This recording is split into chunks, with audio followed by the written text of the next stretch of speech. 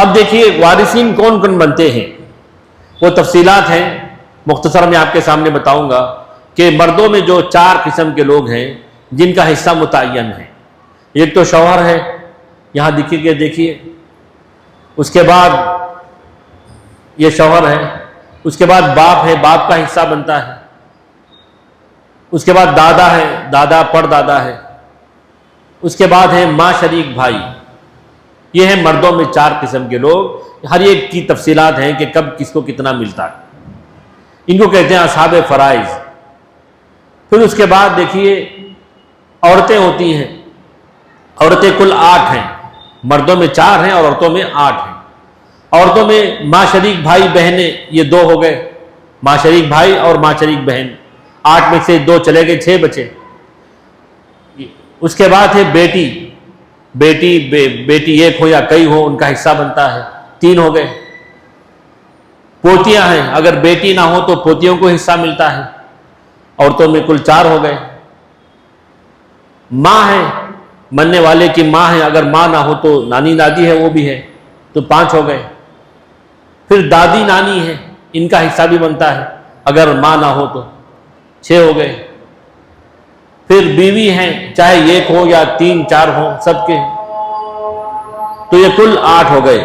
یعنی ماں شریک بھائی یہ تو مردوں میں آ گئے، ماں شریک بہن، بیٹی، پوتی، سگی بہن، باپ شریک بہن اور ماں، دادی اور نانی، کل 8 قسم کے لوگ ہیں۔ دیکھیے سگی بہن اور باپ شریک بہن۔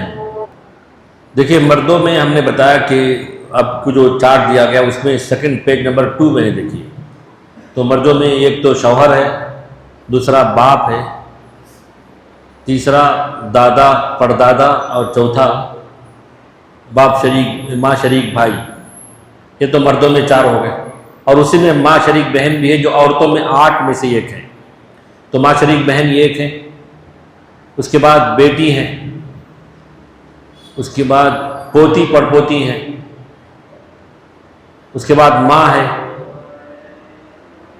اس کے بعد دادی نانی ہے، بیوی ایک ہو یا کئی ہو، زوجہ، اس کے بعد سگی بہن ہے،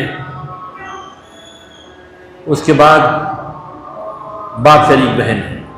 یہ کل 8 ہیں، یعنی مردوں میں 4 عورتوں میں 8، ان کو کہتے ہیں اصحاب فرائض، ان کا حصہ متعین ہے۔ اب ان کو کتنا حصہ کس حساب سے ملتا ہے ساری تفصیلات ہیں، لیکن ہمیں تفصیلات میں جانے کا وقت نہیں ہے۔ اس کے بعد عصبہ ہے، عصبہ کا مطلب وہ وارثین جن کا حصہ مقرر نہیں ہے، یعنی ان لمٹ ہے۔ اصحاب فرائض کا مطلب لمیٹڈ شیئرز، اور عصبہ کا مطلب ان لمٹ ہے، لمٹ نہیں ہے۔ وہ کل کتنے ہیں دیکھیے، وہ الگ الگ ہیں اس میں۔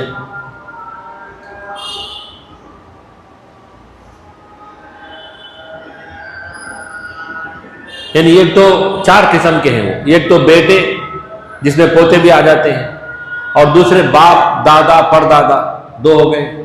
نمبر 3 بھائی، اور بھائیوں میں سگے بھائی باپ شریک بھائی، سگے بھتیجے باپ شریک بھتیجے، یہ 3 ہو گئے۔